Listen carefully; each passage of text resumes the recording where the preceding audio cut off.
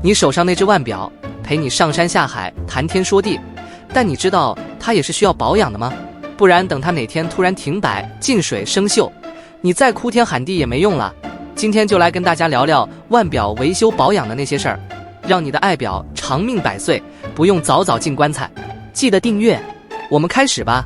第一招，先说说防水。想要你的表万无一失，你买表的时候有没有看过表盘背面刻着30米或50米防水？是不是一看50米就觉得可以带着去游泳、冲浪，甚至潜水？嘿嘿，如果你真这么干，那你的表大概很快就要送修了。重点来了，腕表的防水等级根本不是字面上的意思。你以为50米是能潜到50公尺深？拜托，那只是实验室静态测试数据，现实生活根本用不到那个标准。所以真正能下水的手表得这样理解：30M 3ATM 生活防水，只能挡住洗手时的水滴、小雨淋到的程度，但最好连水龙头冲水都别碰，别以为它是雨衣等级。50M 5ATM 基本防水，可以偶尔沾点水，比如洗碗溅到一下没事，但你敢带着去游泳，一瞬间变废表。100M 10ATM 游泳勉强 OK， 这等级的表才开始算是能真正接触水的。游泳可以，但记住别在水里按按钮，很多人就是这样让水跑进去的。200M 20ATM 以上浮潜轻度潜水可用，这个等级的防水表才是能真的下水的，但如果你泡温泉还是会坏掉。而且专业潜水表是有 ISO 6425认证的，真正能潜水的表。如果你是真的潜水员去深海探险，那要找有旋入式表冠、氦气阀门的专业潜水表，像是劳力士 Submariner、欧米茄 Seamaster 之类的就可以考虑。很多人都以为买了防水表就无敌了，但实际上是需要保养的，因为经常泡水的话会导致防水胶圈老化。手表的防水靠的是胶圈，它会随着时间变硬、变脆、变成渣渣，导致防水能力下降。所以建议每2到3年就检查或更换一次防水胶圈，尤其是你常玩水的话，时间更要缩短。喜欢包温泉的观众也要小心温度变化大，是很多人戴表的死亡陷阱。你想想，冷水冲完马上泡40度热水，热胀冷缩之下，防水结构瞬间变形，再加上水蒸气超细钻进机芯里，你的表就GG了。还有就是高压水流，就算你的表是100M 防水，但如果你直接拿去冲水柱、玩水上乐园的高速滑水道，或是用高压喷枪洗车，恭喜你，你的表可能会瞬间被水刀刺穿、进水毁掉，直接报废。汗水也一样，夏天戴皮表带，流汗一整天，那个味道，不用说你也懂。皮表带怕水、怕汗、怕潮湿，建议夏天换成金属或橡胶表带，让皮表带避暑一下。如果真的流汗了，用干布擦拭，并放在通风处晾干，别直接晒太阳，会裂掉。还有定期上皮革保养油，不然几年后它就变成鱼皮了，不是爱马仕那种。假如真的你带着手表去游泳了，请记得别操作表冠或计时按钮。很多人玩水时不小心转动表冠，按到计时按钮，结果水就这样进去了。所以除非你的表是专业潜水表，水里千万别乱动按钮。真正防水表的使用方法是为了让你的爱表能真的做到防水，而不是变成水鬼。请记住这几点： 1. 定期更换防水胶圈，2到3年检查一次，别等进水才后悔。2. 不要带手表去泡温泉、洗热水澡，高温蒸汽会直接攻破你的防水防线。3. 别拿手表去冲水柱、玩水上乐园，高压水流会直接把水压进机芯里。4. 别在水里乱按表冠或计时按钮，不然表冠松动，水就进去了。5. 游泳或潜水后要用清水冲洗手表，特别是海水或泳池的滤水，长期下来会腐蚀表壳和防水胶圈。第2招，机械表不是劳工，不能24小时无休。你每天上班8小时都嫌累，结果你的机械表24小时无休，1年365天连加班费都没有，这样会不会太残忍了？机械表虽然是精密工艺的结晶，但它不是机器人，长时间超负荷运作，机芯会被操到崩溃。机械表的体力是有限的，机械表之所以能走，是因为里面有个游丝和齿轮系统，每天上链释放能量，让它保持运作。但问题来了，机械零件也是会磨损的，润滑油会变干，就像车子引擎需要机油，机械表的齿轮也需要润滑油。几年不保养，润滑油干掉，齿轮摩擦加剧，最后嘎吱嘎吱直接卡死。还有零件会老化，机械表里的油丝、擒纵轮、发条，这些零件每天高强度运作，如果长期不保养，可能会断裂变形，导致走时越来越不准。还有你看不见的灰尘、金属碎屑会堆积等。机芯虽然有防护，但长期运作下还是会有微小的灰尘、金属碎屑累积，影响机芯运作，甚至让表卡住。所以机械表和人一样，需要休息和保养。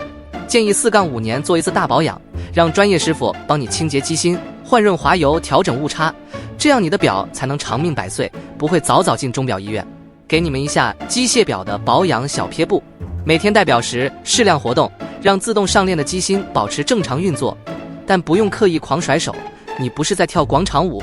如果长时间不戴，建议上链后放入表盒，避免灰尘、湿气影响机芯，别长期让表闲置不动。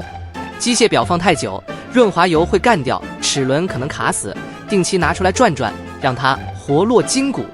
不要等到走时不准、动力储存变短了才去维修，那时候可能已经伤到机芯，修起来可是很花钱的。定期送去专业师傅做保养，检查零件，补充润滑油，就像给你的表做 SPA， 一做完就神清气爽。总之，机械表是精密仪器，不是廉价劳工，不要让你的手表日夜操劳不闻不问，结果最后机芯全毁，维修费比买新表还贵。机械表是可以戴一辈子的好东西，只要你愿意好好照顾它，它也会陪你走得更远。第3招，磁场比鬼故事还可怕。我听鬼故事听多了会怕，你可能还不怕，但如果你的机械表被磁化了，那真的比闹鬼还恐怖。为什么呢？因为被磁化的手表会开始作乱、偷跑、偷懒，甚至直接装死。手表中邪的症状，被磁化的机械表会怎样？一般来说，机械表走时的误差是一天几秒到10几秒之间，但如果某天你的表开始爆冲，一天快了几分钟，甚至几个小时，那你就要警觉了，它不是变强了，而是被磁场入侵了。有一天你的腕表走时突然变快，一天快个几分钟，甚至几小时，还是说走时变慢，甚至直接停摆，磁力让零件吸住，齿轮转不动了，这就是有可能你的手表被磁化了。先别紧张，不是闹鬼。还有些不稳定的，时快时慢，今天快3分钟，明天慢2分钟，后天直接歇菜，拿到不同地方误差会变化，磁场影响不均匀，导致走时忽快忽慢。如果你的表出现这种状况，恭喜你，你的手表中邪了。机械表最怕磁场，它的天敌有哪些？21世纪现代生活中，磁场无所不在，你随便伸手一摸，可能就是一个手表杀手。尤其是以下这些东西，磁力超强，碰到就击记。比如手机，你是不是习惯睡觉时把手机和手表放一起？手机喇叭有强力磁铁，长期下来，你的表就会被慢慢磁化。还有你的笔电，尤其是 MacBook 的磁吸充电口、iPad 保护套的磁扣，直接吸你的表去当磁铁。还有音响、耳机、包包的磁扣、电动床、磁疗枕头、门禁卡、信用卡夹或 RFID 卡、电磁炉，所有带磁性的物品都要远离。被磁化了怎么办？别慌，有解。如果你的手表真的被磁化了，不用急着送修，先试试看这几招。最简单的方法，找个老式 CRT 电视，那种有大屁股的电视或老收音机靠近你的表，然后慢慢远离，有时候会刚好解磁。不过这年头，大屁股电视快灭绝了，可能你家都没有。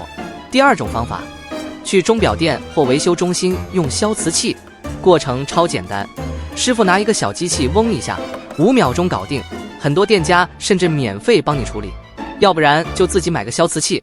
现在网络上300至500台币就能买到手表消磁器，自己在家操作也很方便。总之，手表怕磁，远离就对了。磁场无处不在，手表一旦被磁化，就会开始作乱。但别怕，定期检查，远离强磁场，有需要就消磁，你的手表还是能健康长寿的。记住，鬼故事能吓人，但磁场能杀表。第4招，手动上链和自动上链别搞错。